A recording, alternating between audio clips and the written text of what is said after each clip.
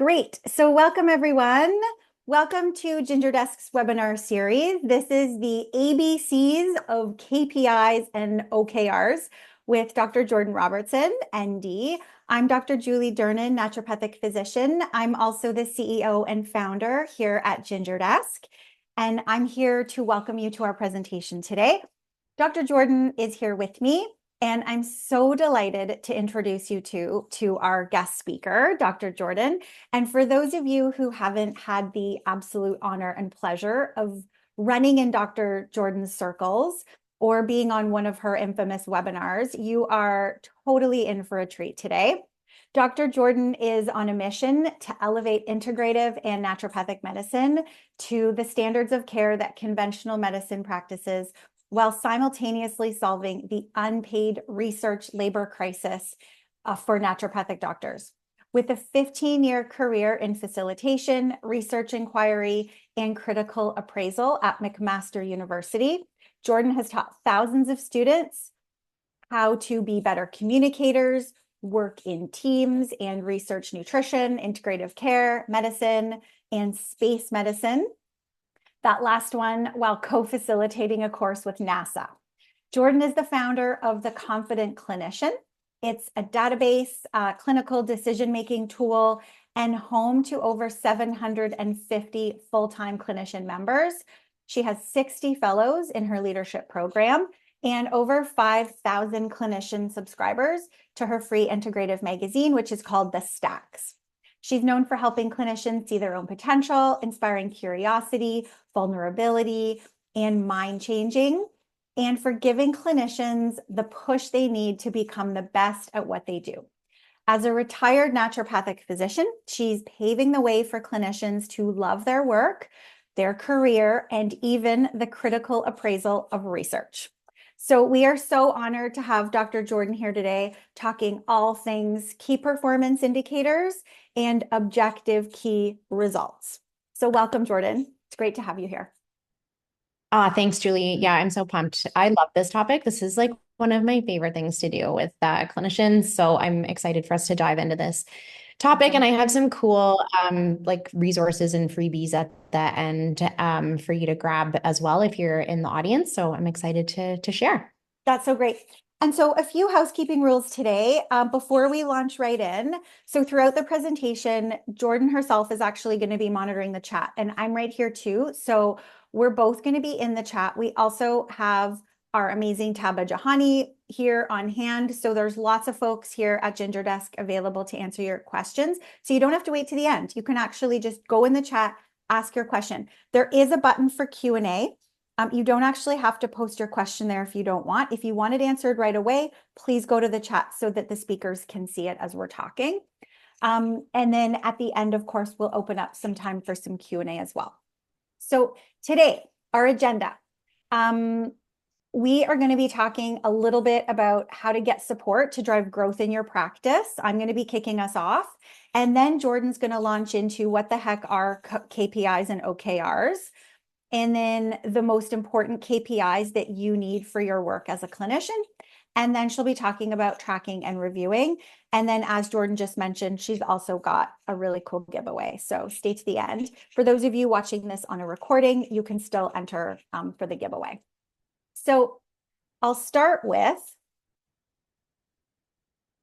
the admin burden. So admin burden is real. While Dr. Jordan's going through all her KPIs today and talking about the critical metrics that you need to track in your clinic or in your practice, please keep in mind that you can't do this alone. And that's what I'm here to talk to you about today, is that knowing what to do and having the time to do it all are two very separate things. And as a health practitioner, scaling a successful practice or clinic, you simply cannot be everywhere at once. And I know this firsthand, and I also know this through leading literally hundreds of people through our company here at Ginger Desk. So we surveyed our community, and we found that 9 out of 10 clinicians report that admin is their biggest burden and stress in running a practice. And Dan Martell, who wrote the book, Buy Back Your Time, says, if you don't have an assistant, then you are the assistant, and you come with a lofty price tag and subpar performance. And I love this take on it because I invite you to imagine what sort of support you would need to implement Jordan's suggestions today, and how a team member like a VA could help you collect this data, could help you track your numbers, and then help you report those numbers back to you. It might be that they're reporting the data back to you, your bookkeeper, or maybe your other clinicians that you work with, if you've got a team of associates. So hiring a remote team to support this growth is by far the most cost-effective and highly efficient way for you to scale your business. So the benefits of having a remote team to support all of this work, if you're a clinic owner watching us today, even if you have in-person staff who greets your patients, cleans your rooms between consults, you can supplement your staff to improve efficiency and increase profitability of your practice. It might be that you hire a VA on to just do the billing aspect of your clinic. If you're in the US today, you might be considering bringing on someone to do pre-authorizations for insurance so that your staff is then free to do what they thrive in person. If you're in Canada, it might be that you bring on a VA to do direct billing, or maybe to answer all of your emails or answer your phone. For those of you who are solo practitioners, I know we talk to so many solo practitioners every day, and people feel so beholden to this idea that they have to do all of it on their own. They know best, and they're the only ones in the world that can do it. But you don't have to do it all, and you don't have to do it all by yourself. Scaling and growth, if you want it to happen, you need to build a team around you who can support you. And so you can grow so much quicker if you've got someone to lend a hand, to go collect the data for you and bring it back to you, to deal with patient inquiries while you're busy seeing patients, or to help patients with their general admin queries while you're out writing a book or growing a group practice. So what can a VA do specifically? So many people ask us this because a VA just isn't here anymore to support you with web programming on your website. But VAs are very, very helpful in clinical practice, doing all things that the front desk can do and more. So VAs support communications by text, email, and phone. They can support all your booking and scheduling. They can be the point of contact for new patients coming in so that those new patients get a concierge experience right from the beginning. We can also make sure that you've then got someone to make sure that the intake forms are completed on time. If they're not completed on time, we can ping them and let them know that we might have to reschedule them. We can also support live phone answering and outgoing calls. So whether you're a clinic owner or a solo practitioner, we can be answering every single phone call that comes in to make sure that you're not losing any leads. We can maintain inbox zero. This is our favorite thing to do, is organizing email by colorful labels, having nonverbal communication between team members, making sure that we're labeling things appropriately, and then making sure that inbox is at zero and all tasks are done by the end of the day. We also support lab management. So if any of you are integrative doctors here or functional medical practitioners, we can write a lab requisition, we can order lab kits and have them drop shipped. And we can also track labs that are outstanding and make sure that we're getting patients booked in when their lab results come in. We can support all forms of payments. We can also handle accounts receivable and make sure that your accounts receivable is at zero by 24 hours. We can do pre-auth in USA. We can do direct billing here in Canada to all of the portals all across Canada. We can handle patient recalls. So what that looks like is reactivation of patients. So we can pull reports and see who hasn't been in 3, 6, or 12 months. And then we can send them custom scripts or phone calls to reactivate those patients, get your associates' schedules filled, and get you a wait list. We can also create a playbook, which is also known as a standard operating procedure or an office manual. And if you know anything about Ginger Desk, you know that we love all things systems. So this is something that we highly recommend that every practice has so that you and your team know exactly how to run your practice if you're ever away. We can act as the concierge for your courses, group programs, so that you can leverage your in-person staff to do what they love and what they find joy in. And then we can optimize your workflows for your clinic to make sure that your patients are getting the best experience possible. So the benefits of Ginger Desk is number one, there are no long-term contracts with us. You can cancel within 30 days of starting. There are no hiring hassles because all of our VAs come pre-trained in our own custom admin healthcare program. We match you to your perfect fit VA based on our Ginger Way methodology. There's also no downtime. So if your VA is ever away, whether it's an anticipated absence like a vacation or a parental leave, or maybe your VA is away because of an acute illness or emergency, we always have another VA to step in at a moment's notice so your practice doesn't miss a beat. And this is truly one of the biggest reasons why clinicians love us. It's because once you hire Ginger Desk, we're always there for you. And there are no hidden fees. So we bill by the month with one flat fee every month. Clinicians love that they can anticipate their overhead, and then they can know that any more profit generated can go toward other value add activities they have for growing their business. And all of our VAs come pre-trained. So we hire folks who have a minimum of 3 years experience working in a brick and mortar health clinic. And then we put them through our own custom training program. It's 160 hours of training, and it involves creating EMR experts in Charm, Jane, and Practice Better.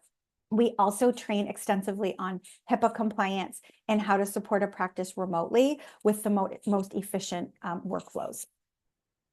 Now, like I said, we also create EMR experts. We support practitioners so they can lower their overhead. So typically folks save on average $35,000 a year compared to hiring full-time staff when they bring on a Ginger Desk VA. We love that we provide a concierge experience to your patients, and we also enable you to create that in-house when you know that you've got everything covered behind the scenes. We are secure and compliant, and in fact, we just launched an app here internally that I'll be announcing later this month that further enhances the security of your practice when we're working with you.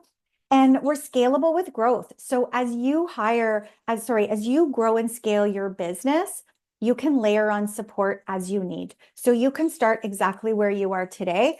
And that might be that you just want us to start with emails or with another simple task so that we can gain your trust. You can see how it works to have us integrated. And when you're ready, you can always add on support as needed. So it's always flexible with with your growth. Now I'm going to move ahead here, and I'm going to stop sharing, and then I'm going to let Jordan share her slides here. So just bear with us for one moment. And please let me know, folks, if you have any questions about Ginger Desk here in the chat as we're talking. All right, let's do this. I would love if you could share in the chat as we're getting going here, what kind of practitioner you are and whether you are an associate, whether you're a clinic owner. It will help me tailor my examples a little bit on the fly if I'm able to know kind of where you're coming in from, what your perspective is on this topic of tracking metrics in your practice so that I can give you the best examples. So I would love if you guys could toss into the chat what kind of practice you have, who you are, what kind of practitioner you are, whether you're a clinic owner, whether you're an associate. That would be really great. And don't make me call you out if I know you in the audience, because I know that I know a bunch of you in the audience and what your answers are. So please just throw them in the chat. Okay. So if we haven't had the chance to spend time together, I am a very data centric person. So I really like stats. I really like understanding how the statistics should inform decision making. And that's whether that's clinical decision making, which is our whole value proposition at the Confident Clinician, or whether that's through business decision making. I always want to make decisions based on metrics, numbers, projections, not emotions, feelings, and random thoughts. Okay. And hopefully you can resonate with that. Or if you're the kind of person who does make decisions based off of random thoughts, today I'm going to give you a bit more of a framework so that you can feel like you're making decisions in your practice that are based off of more metric-based decisions, and that you actually can help create some clarity, a bit of a North Star for your team to work towards as well. Because if we don't know where we're going, then our team really doesn't know where we're going. And so it's important that you, as the lead or the the leader of your clinic, that you actually are able to communicate to your team where you're all going and what the goals actually are. So have you ever heard of that term, KPIs? I find that this is one that maybe when we introduced to the community a few years ago, people didn't know what this term meant, or maybe we're haphazardly tracking things in their clinic, but without a lot of specificity on what they hoped that those outcomes would actually bring them. So we're talking about key performance indicators and we're talking about objective key results. And they are two kind of very different things that we track in our practices. So key performance indicators are your leading indicator. So they're a thing that happens before a thing, right? It's like your cholesterol rising before you get a heart attack. Your key performance indicator was your LDL cholesterol. These are the things that are happening on the daily, on the weekly, on the monthly in your practice that start to predict outcomes, right? They aren't outcomes necessarily themselves. They're predicting outcomes that are going to happen further down the line. And I'm going to give you lots of examples of things that you can track in your practice. But it's very common when we set goals in our practice that we either set an outcome that we want or we set a goal as something that actually belongs more as an indicator of moving towards a goal. That's why I want to have really clear definitions here so that you can tell the difference so that you actually make good evidence-informed decisions in your business going forward. So key performance indicators are things that help predict future success, right? Who has ever said they just want a busier practice? I feel like that's like if you ask a clinician, like, well, what's your goal? People will say, I just want to be busier, right? That's not actually a great goal. That's like your patients saying they want to be healthier, right? And actually, after working with clinicians on the business side of their practice, it always amazes me how many parallels and similarities there are between the way we think about our businesses and the way that patients think about their health. If your patient sat down across from you and said, I just want to be healthier, what would your first question be? Right? Like, what does that mean? Right? What does it mean to be healthier? How would you know if you were healthier? Would you not have to have a nap in the afternoon? Would you, be able to run around the block? Like, what does health actually mean? And so when you're thinking about your business, you actually have to ask those same questions to yourself that you are often asking to patients around getting clarity on what's going on inside your business. So KPIs are the things that you're going to measure that are a leading indicator. How many calls you have in your office are predicting future first visits, right? This is how we're thinking about KPIs. They're the signal that you're moving in the right direction. If nobody phoned your office to book a new appointment, then we would not be moving in the right direction, right? If you had 1,000 people call your office, then we're definitely doing something right and we're moving in the right direction. That is your KPI. Objective key results are the goals, right? It's the thing that we're moving toward. It's the target you've set in the future. And that's an important piece to understand. And as we're setting goals for our clinics and for ourselves, is that we need to actually pick a time in the future to hit these goals. And that timing needs to make sense. Again, think of your patients. How many times do your patients sit down in front of you and they say, I want to lose weight by tomorrow? And sometimes when we talk to clinicians, they say, I want to work with my ideal client more often, and I'd like that to happen tomorrow. Right? Or I need to be busier before the end of the month and it's October 23rd. We have to set realistic expectations out into the future and also make the timing that we're setting those goals actually make sense. The same way that you would never let your patients set themselves up for emotional disappointment and failure by setting a target or a goal that they could never achieve. You, when you're setting goals in your practice, actually have to pick the tracking metrics that matter, but also an objective key result that is realistic and in the future. Okay. And key results also need to be something that is measurable. And lots of things are measurable that are still subjective, right? We've implemented change in our practice because we wanted to change the culture of the way that our patients interacted with our front desk. We were tired of people being emotionally exhausting and abusive to our front desk. So we actually tracked a subjective feeling but it was measurable, right? We tracked how many angry emails we got. We tracked how many times our team was frustrated at the end of the day. So it doesn't have to be something that's not touchy-feely, but it has to be something that's measurable, or you have to have a good idea of how you would measure it. And this should be based on your company vision, right? Where you're going as a company. If you have set a goal in your clinic that you are going to be the best naturopathic clinic in your town, like, what does that mean? How would you know if you got there? Those are your objective key results. So I said earlier, having a busier practice is not a goal, right? That's not a KPI and that's not an OKR. It doesn't give you enough specificity and it doesn't teach you what to do, right? It's like saying, again, your patient saying, I want to be healthier. It does not tell them what to cook for breakfast. It doesn't tell them how many times a week they need to go to the gym. They actually need more I was going to say more like concrete examples of the things that they do every week to move towards a healthier goal.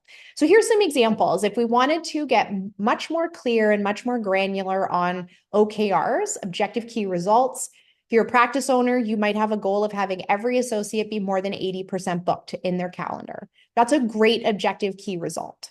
You might want to 2x your revenue, right? On supplement sales or on group programs. That's a great objective key result. I really should have put the timing in here, right? If I was going to follow my own advice, I would say 2xing your revenue by the end of 2025. You also might want the result to be that you're reducing your clinic time by 50%, right? As a clinic owner by the end of 2025. Now, these are results. If this is what your goals are, and as you're starting to get more granular around what your goals actually are, we do need to back up and start to think, well, how would you know that you were moving in the right direction? How would you know if you were reducing your clinic time as a practice owner? What would that mean? What would that look like? How would you know? And that's how something turns into a KPI. But before we jump into that, I do want to acknowledge that the moment we start giving clinicians tasks and things to do, like what happens inside, like aside from feeling slightly dead because you don't feel like you actually have time to do this, I promise that carving out time to goal set and be strategic about the moves you make will actually save you time. If you are haphazardly posting on social media, what would happen if we clawed all that time back and actually set a strategy? Right? Again, thinking about your patients. If they are standing in the grocery store and they have no idea what to buy, they actually would gain time back if we had a plan. And this is the same way that you should feel when you start to develop KPIs. So organizations that have really clear KPIs can also track performance. If it's hard for you to tell, if I asked you right now, how are all of your clinicians performing? If you're like, well, so-and-so's nice. As a clinic owner, you need to know more. You need to know differently about how people are performing inside your organization. And that they actually want to know that too, right? How they're performing in your organization. And if you haven't set really clear KPIs, then they don't know what they're working towards, and neither do you, right? And it makes some of those conversations around performance and goal setting so much harder. It can also help you understand if your investments are worthwhile that you're making in your practice. If you don't know what your advertising budget is, you don't know how much your advertising budget should be, and you have no idea if people come when you do spend money on advertising, it certainly is not going to instill any confidence in you that it's a worthwhile investment. But if I told you that the average acquisition cost for patients is probably somewhere around $57, if the new patient exam fee that you charge in your office is $350, suddenly you can see how those numbers start to make sense. But without diving in on understanding this, you'll never know where to put your time, your energy, and your money. Gives your team something to work towards, especially when they feel like a task is redundant. Right? There are lots of tasks that we do every day that feel redundant, or maybe it's hard to understand how they fit in our bigger ecosystem of our practice. But if you're able to identify what indicators mean that we're working towards creating a positive work environment, right? We do birthday cupcakes at our office. We know that if we hit everybody's birthday over the course of the year, that we're contributing to a positive work environment. So it makes ordering those cupcakes actually such a special feeling because you can see it as part of a bigger experience that we're creating at our office.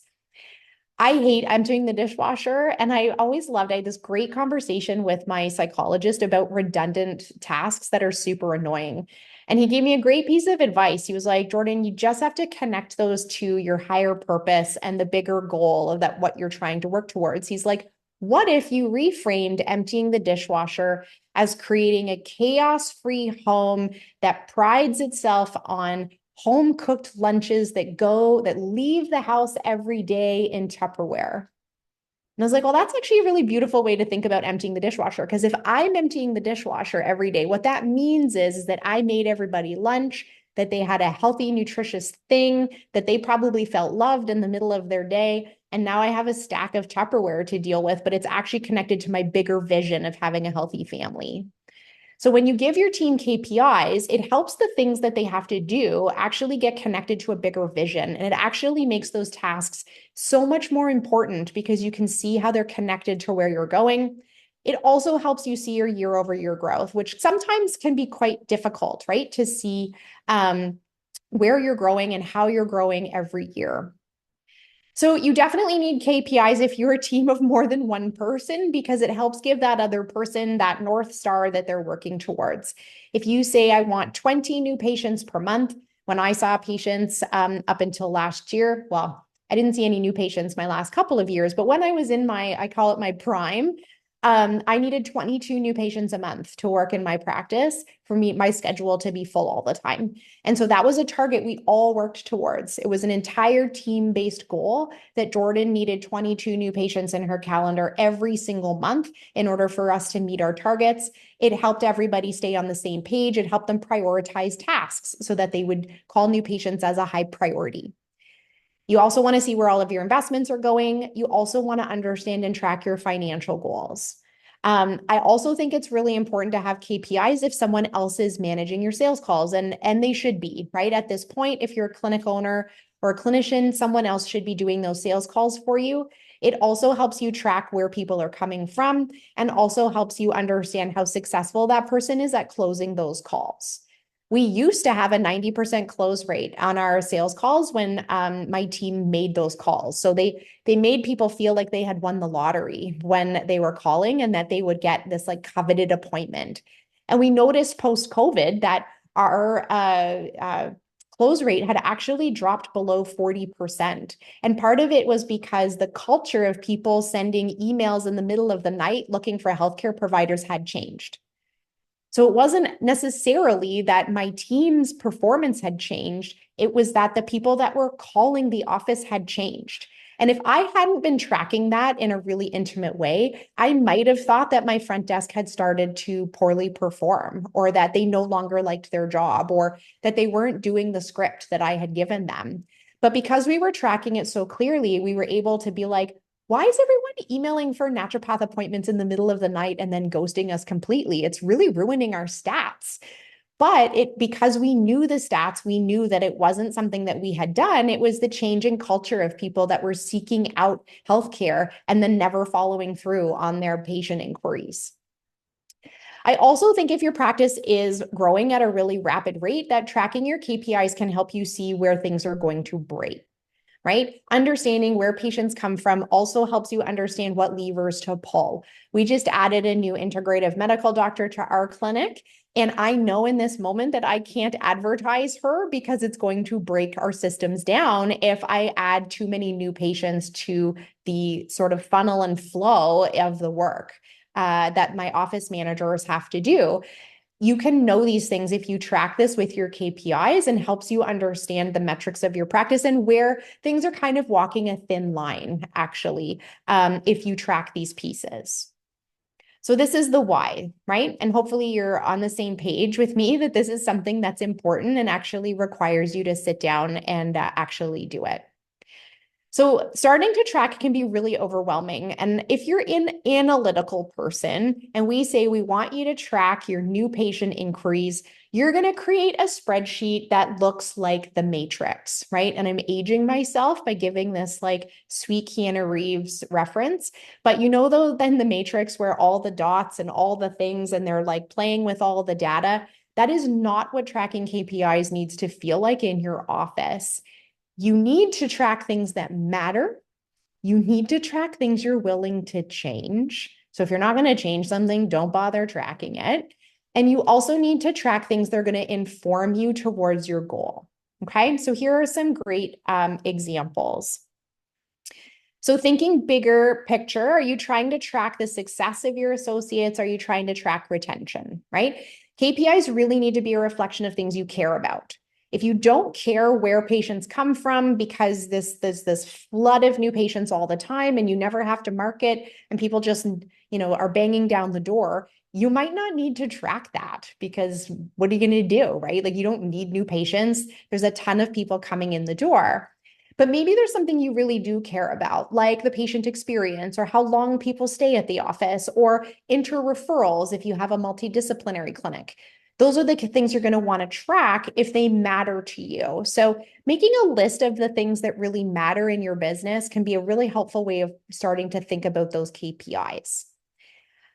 Here are some other examples. Are you trying to meet a particular financial goal? In that case, maybe tracking your weekly top line revenue in your practice might be a great option and can help you see trends or changes in those top line numbers. Are you tracking your marketing efforts, right? If people are not banging down the door and you're only getting just as many new patients per month that you need and you want to grow that number, it can be really helpful to know, well, where did all those other people come from and where is my most successful marketing? I've told this story a lot of times before, but I remember one time coming up to the front desk and I was handing in some prescriptions and things to my front desk. And they turned and they were like, oh, we just booked you a new patient. They really loved that talk you did. And I hadn't done a talk in over 2.5 years.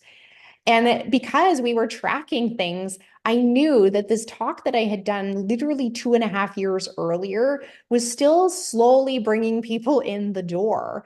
And that's not something you would ever know if you didn't track it, right? If we didn't ask people how they had come to learn about our offer, we'd never know what the successful things were in our practice and how we were reaching sort of our wider audience. So they should be a reflection of things that you care about. So I gave you a lot of examples. This is a really heavy slide. You might want to take a screenshot of this particular slide. But these are some great examples of things that you can track, whether you're most interested in marketing, KPIs, financial, front desk, or your own personal KPIs. These are all really great examples of things that you can track. Now, remember that these are not the results, right? Having new patients is it's a result of your marketing, but it's not the big result that you're trying to meet with your clinic and with your practice. That vision that you're moving towards or that OKR that's out in the future, that should feel different than some of these small things that we're tracking day to day. And it's important to separate the two of them because we can get awfully disappointed if our goal is to have a full practice by the end of next week. It's much more productive to track smaller metrics in your practice that you can see change all the time. All right, so let me just go through some of these examples because I think they're really great. So marketing your new patient, how did patients find you? How did they book? This can give you a really good understanding of whether or not you need in-person support or if you need a VA. The number of social media posts per week that your clinic posted or that you posted, the number of emails that you send, the number of people that actually read the emails that you send.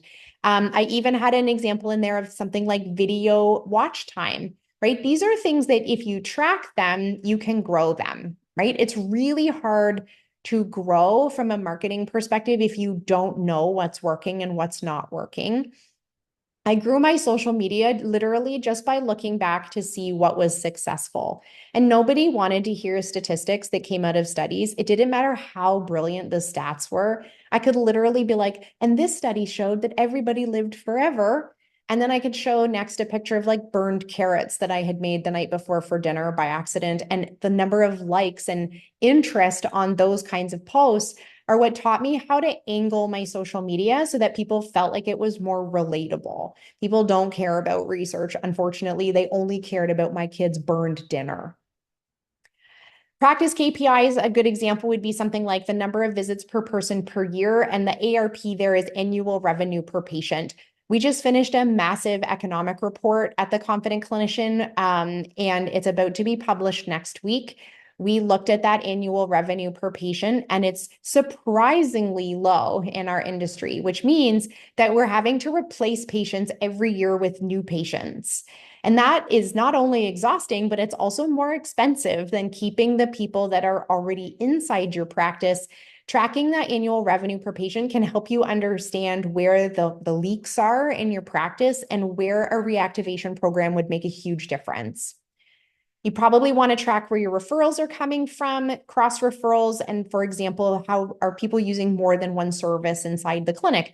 This can also teach you where you need to put training for your practitioners. If they don't have referrals coming from professionals in the community or they don't refer to each other, they probably need some training on how to do that so that these numbers go up. This is the best way to grow your practice with the people that are the closest to who you want to be working with. Financial KPIs would be things like the number of hours booked per week, not the number of hours available per week. We want booked per week, as well as that ARP or that annual revenue per patient per year. You might track things like the front desk, right? Response time, the number of emails or contacts they have per week. We track the number of patient contacts per week so we can understand where we need to bolster communication with patients. We want our patients to be as autonomous as possible. We don't want them to email us and say, where's my treatment plan? Where's my invoice? Hey, I saw that you sent me my invoice, but where's my invoice, right? We know the pains of what it's like to try and manage a digital business. We say, did you check your email? Did you read it all the way to the bottom?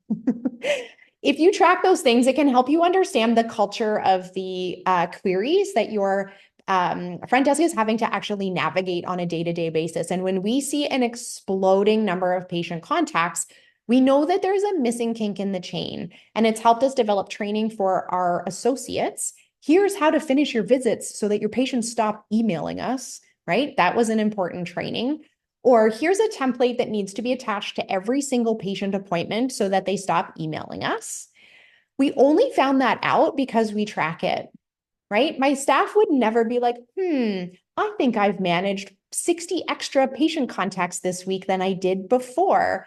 We knew it because it was in the numbers, right? They couldn't even look up in that moment to tell me what was going wrong. We needed to see it through the actual metrics and numbers, and it helped us actually adjust training for the associates, but then also culture training for our patients so that they stopped emailing us so much. And then there's your personal KPIs. And I think that this is important for you to have your own personal KPIs, even if you're a clinic owner, right? What do you want to see in your practice? I always loved that ICA percentage in my practice. And in my last 2 years of seeing patients, 95% of my patients were my ideal client, right? 95% of my patients, I knew who they were in between appointments, where when I was at my peak volume, I'd be like, wait, who is this? That's what I wanted, right? I wanted my practice to actually evolve to a point where I loved everyone that I was about to see. And there was nobody on my roster that was keeping me up at night. That was my own personal KPI that I wanted to hit. You might have different ones, right? How many personal referrals do you get from people in your area? How many podcast invites do you get? What's your wait list like? Do you have attrition? Do people leave your practice, right? Why? One of my most vulnerable shares is when I realized how many of my weight loss patients I lost, right? And it came from me doing a deep dive and audit and KPIs on my own practice about 6 years ago. And I realized I wasn't approaching that part of my care in a way that let people come back to, I mean, that's a whole challenging area of medicine to work in the first place. But my care delivery needed to be adjusted so that people came back for follow-up appointments so they were more successful. So your personal KPIs might look a little different than your clinics, but they're still important nonetheless. So you can see that when you have a goal, like I'd like a busier practice, that this is not helping you actually. It doesn't help you define what success is. It doesn't tell you the steps you need to take to get there. You are effectively your patient sitting across from you saying, I just want to be healthier. And I really want you to think about that in different ways. So we talked about what does busy look like as an OKR? That maybe means you're 80% full, booked a month out, or you have a wait list of 10 people at all times. So there's pressure in your calendar and you never have any spaces because there's always people waiting to see you. Maybe busyness to you means that you're being asked to be a speaker on awesome stages and that you get to charge your day rate for it. And that feels like you're being busy or successful. Those are great examples of really diverse ways of thinking about the word busy. But busy as a KPI is a little different, right? So remember that OKR is that result you're achieving in the future. If we were trying to define busy on a day-to-day, right? Something we were going to track day-to-day that helped us understand if we were working towards busy, that would be the number of new patients you saw per month, how many reactivations you saw per month, how many podcast interviews did you get booked this year, how many new patients or patient visits did you see in the last year, annual revenue per patient. Those are great KPIs, right, to track going forward. Okay, so I always say when I'm working with clinicians on building metrics inside their practice that they need to track and change things, but not too often, right? And I love the patient examples because we've all had those patients that try their health plan for like 4 minutes, right? And you're like, how long did you take that creatine? And they're like, oh, a couple days. Sometimes when we start tracking objective metrics in your practice, the itch is to change things every couple of weeks. And that actually is not the right thing, right? Thinking back to the way you develop a health plan, I would develop a business plan for you the same way that you would develop a health plan and say, we're going to check on this when it matters, when we have meaningful information. And so when you track and how often you make changes needs to be a reflection of what you're changing. I gave you some questions to ask yourself here. How would you know if a new script was working with patients? How long would it take? If you have a very busy practice, you might know within a week or two because your front desk has talked to 1,000 people. And now we know instantly if something's working. When we changed our email culture in our patients, I put down looking at it for 6 months because my patients came once every 6 months typically. And I knew for us to touch all the people with the new culture, it was going to take us 6 months to get all of them through that process. So I set the goal and I put it down and I said, I'm not looking at this for 6 months. Okay. How long would you have to track your practice metrics before you knew things were working? If you have a complaint-oriented practice like I did, I would sometimes see patients once, twice a year. Sometimes I wouldn't see them for 4 years and then I would see them again. So tracking metrics that were like inside a 2-week window maybe wasn't going to be very useful for me. If you have more of a wellness-based practice or a membership-based practice, monthly visits is probably something that's very normal for you. And tracking things in a shorter window of time is going to make sense for you. How long would you have to track marketing for you to know if it actually affected your patient flow, right? Have you seen that meme where it's like, I ate one salad, I don't feel any better. Like, come on, what is this? That's often how clinicians approach things like social media and marketing. They're like, well, I put up one post and nobody liked it and nobody called. And then we give up, right, on the practice of doing it. But building the health of your authority online actually comes from multiple salads, from multiple posts. And so you have to set that time for yourself in the calendar to say, when am I going to revisit this practice of sharing on my stories every day? When am I going to revisit this practice of doing monthly webinars? Is it after the first month, or do we need to do a couple of them to know if they're being successful? And your KPI actually might have a metric built into it, right? So annual revenue per patient, we probably look at that annually, right? So sometimes we need to set the timing of when we check in with our KPIs based on how often the event actually happens. I gave you some of my opinion here on when you should check in. So new patient scripts, in my opinion, should be put through 100 new patients before you change your mind. Now, if your new script is a total crash and burn, like by all means, change it. But it's also very easy for us when we try something new that the moment things start to feel uncomfortable, we're like, nope, can it? It's not working. and we actually haven't received enough data yet. So I like 3 months or 100 new patients, whichever comes first, for you to try on new patient scripts. We use vision-based scripting with our patients, and when we transitioned to that, we put it down looking at the success of it until we had hit that 3 month mark. And what I meant by vision-based scripting is that we actually have our front desk try and help our patients understand what their vision of health and healthcare looks like so that we can repeat it back to them, help them feel heard, but also it helps us make sure that we're their ideal practitioner and they're our ideal client. When we put that into practice, we had to try it on for some time before we knew if it was something that was working. If you're transitioning to something digital that was not digital before, in my opinion, you need 6 months. Now, that doesn't mean 6 months to see success. I mean 6 months before you try and change it. If you've moved to online booking, if you've moved to a VA, if you've moved to something that's being done digitally, you need time for that to actually have a success before you measure it. Staff confidence, I want to see it happen quite quickly, right? I mean, unless you're asking them to do something wildly outside their skill set, which hopefully you aren't, small tweaks should be able to be checked in with really quickly, maybe after they've completed the task 10 times or after 2 weeks of practice. Reactivations, or looking at how many people in the community come and see you after they've seen you in the past, is a very long outcome to track and probably takes 2 years for you to know how often people take to reactivate.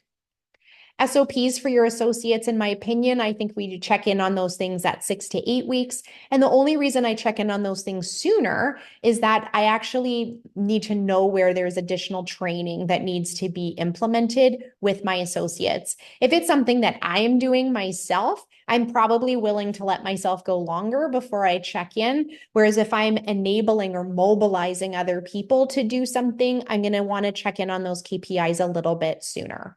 And I put this little like pro tip here, which sounds so obvious when I say it, but your KPI really should depend on how often the event is happening, right? If the event is, let's track how many Christmas parties we're successful at executing, you shouldn't check in on that stat in July, right? And so you want to build your tracking to make sense based on the things that are actually happening in your practice.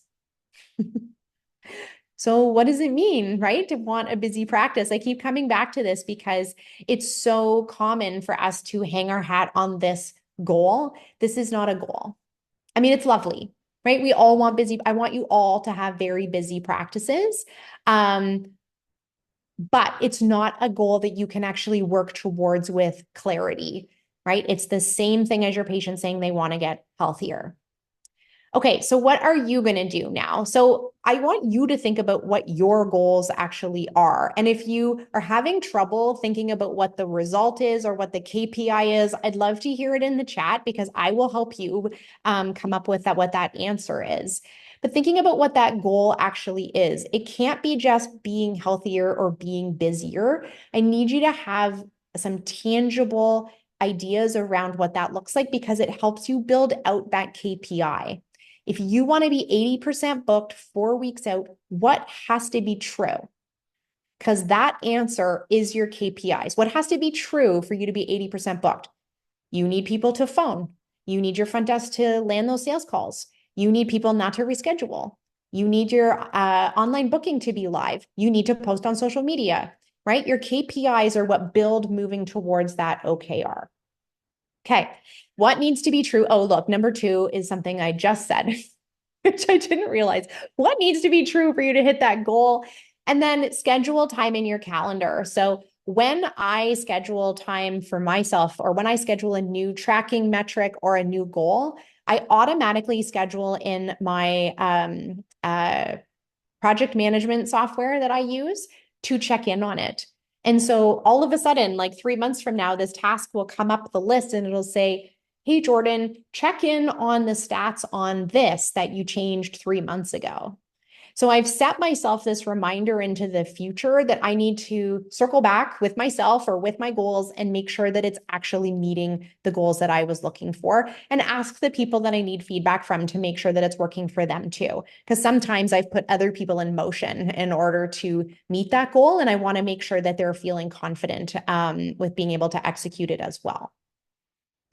Okay, so there's some questions in the chat, but lots of the questions are like, how do you track this? And so I did want to share what some tracking looks like. So I gave you an example of our KPI tracker, which I think it will open if I click it. Yeah, it'll open.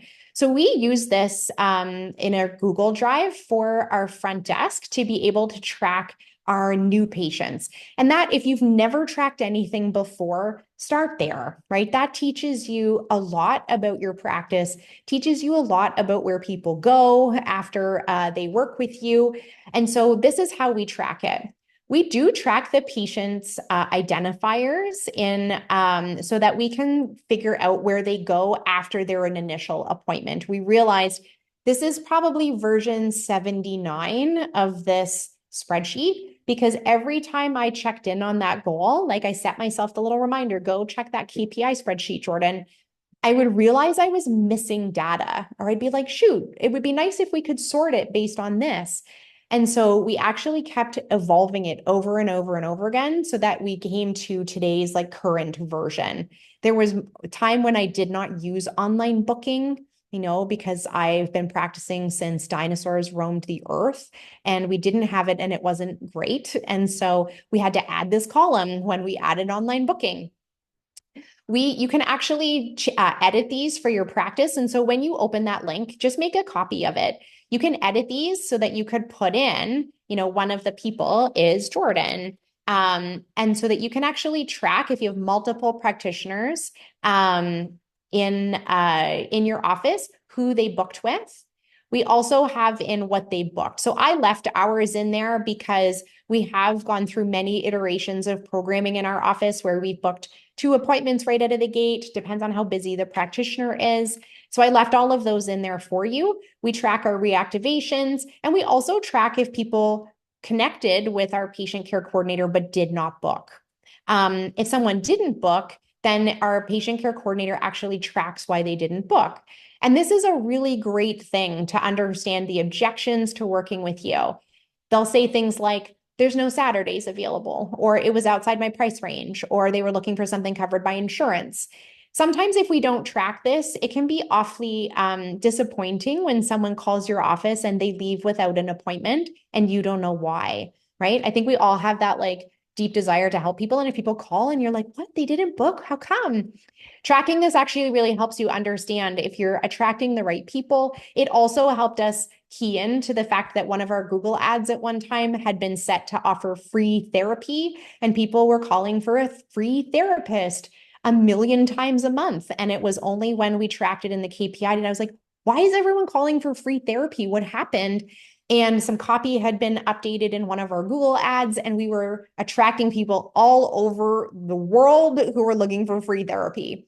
So tracking this can also help you keep tabs on some of those marketing pieces that you may not be able to put your finger on all the time.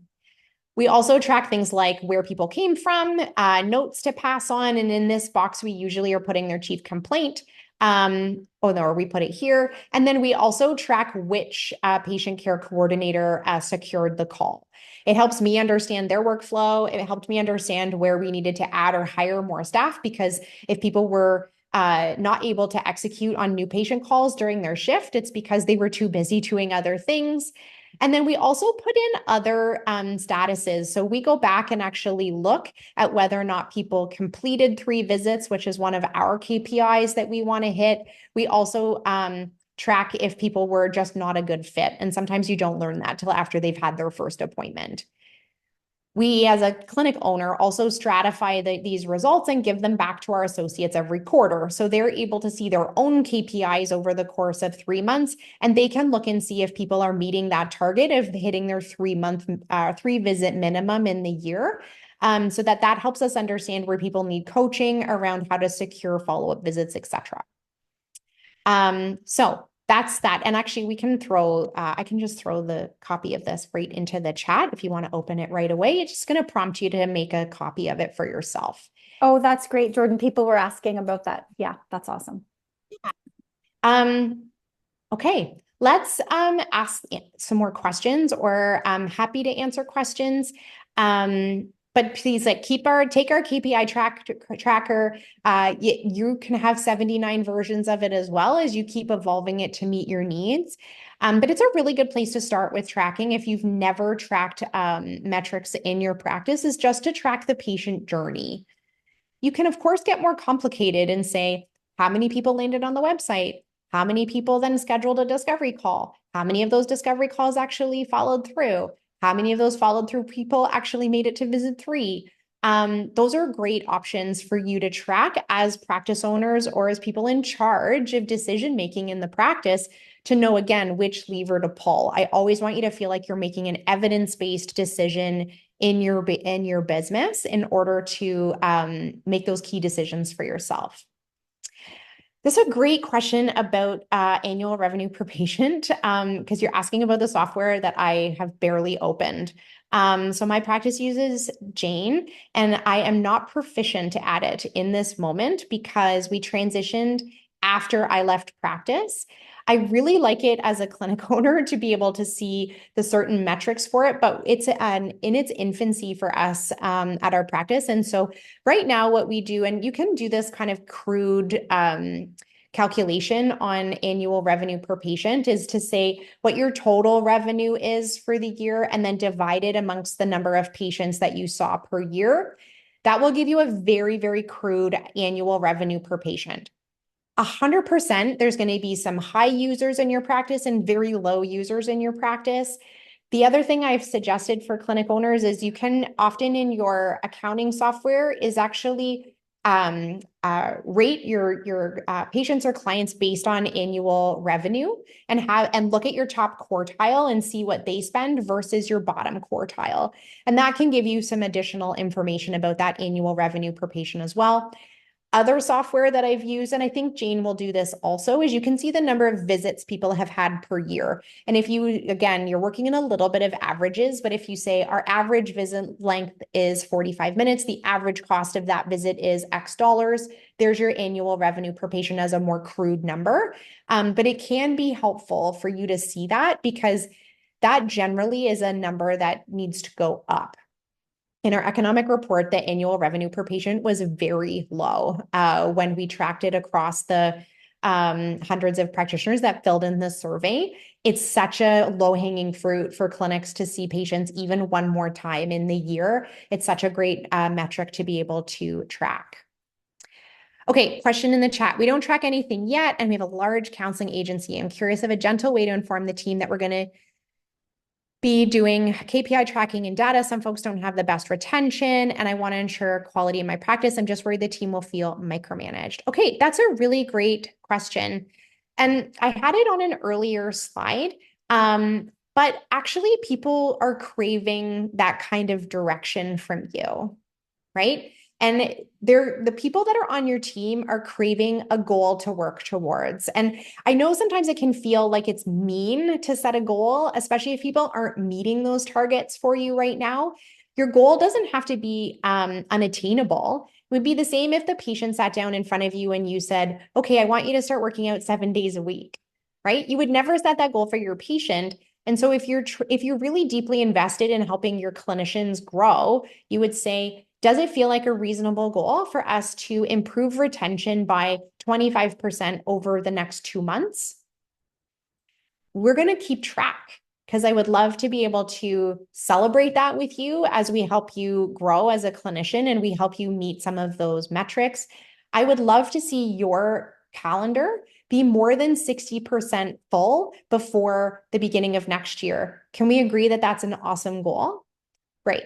How we're going to work on that together is actually tracking where your patients come from and how long they stay. It'll help me understand how to support you, and it will also help us understand what that new patient journey looks like. So if we need to tweak any of our scripting at the front or any of our communication with your patients in between appointments, we want you to be super successful.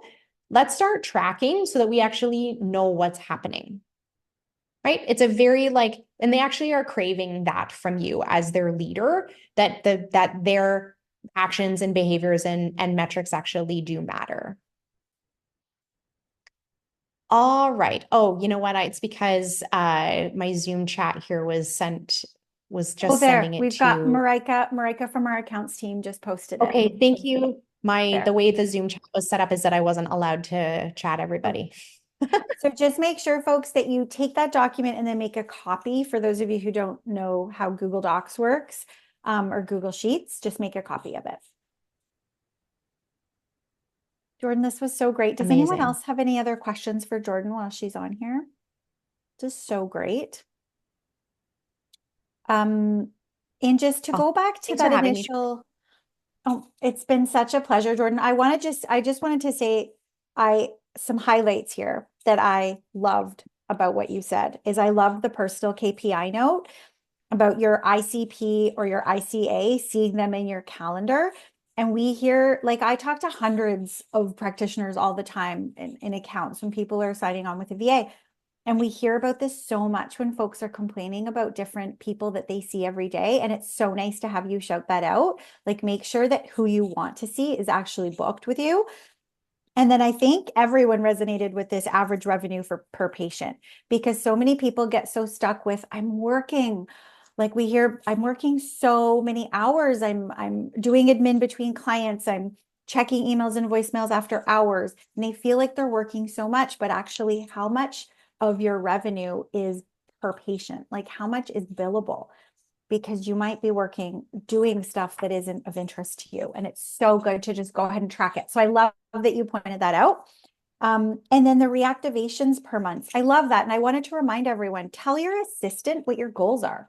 Even if they're seeing more of your ICP or your ICA, however you want to call it, tell your assistant because they want your ultimate success and they can then help you strategize and help to make sure we implement the work to make sure that your goals are attained. And I'll tell you what, like our assistants love hearing, I have this goal of being 80% booked 4 weeks out or whatever your metric is. They want to start now working toward getting that booking to look like that. So definitely make sure that you're telling your associates and your assistant how to support you. Oh, good. We've got the link there. Good. I wanted to just remind everyone that Ginger Desk is a team of virtual assistants. We provide front desk support to to health practitioners. We provide remote support for health practitioners, whether you're a solo practitioner or a clinic owner. We're experts in your EMR and we're entirely based in North America. We are fully trained, pre-trained, and we're a fully supported team. And for those of you who don't know, we're located in Vancouver, BC. That's our head office. Jordan's actually located in Burlington, Ontario. So we're just across the country from each other. Our packages start at $5.99 a month. I know that folks always want to know what are the prices? And I threw this slide up here because we've had so many of those questions come in. Our packages start at $5.99. They're based on your task volume. So we'd love to talk to you. hello@gingerdesk.com. You can schedule a discovery call with us or pop into our email and just ask us anything. We're here to help. Now, it has been such a delight to host you today, Jordan. Such a pleasure to have you here. And we're so happy to be part of the Confident Clinician community. And Ginger Desk and the Confident Clinician work so beautifully together because we're relieving practitioners of all their admin woes. And the Confident Clinician is supporting all of the research and the data behind the scenes that clinicians don't need to do anymore. So we're saving time on research and admin. Thank you so much for your time today, Jordan, and for all those awesome tidbits. It's been awesome. Thanks, Julie. Thanks for having me. Thank you, everyone. It was so great to have you all here. And for those of you watching by recording, thank you for being here as well.